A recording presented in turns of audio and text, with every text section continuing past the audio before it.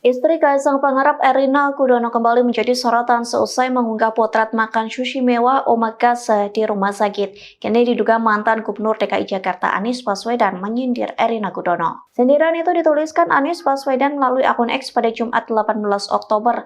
Anies menuliskan cuitan terkait keinginannya makan sushi bersama anak dan istri. Lantas Anies meminta netizen memberikan rekomendasi sushi yang enak, halal dan berada di Jakarta. Pasalnya Anies tidak ingin makan sushi melalui just tip atau jasa titip. Mantan Capres nomor urut 1 itu juga meminta agar netizen tidak perlu merekomendasikan sushi mewah seperti omakase. Sementara cuitan ini dituliskan seusai heboh Erina pamer makan mewah di rumah sakit. Diketahui Erina membagikan melalui story Instagram terkait kejutan dari Kaisang Pangarep pada Kamis 17 Oktober.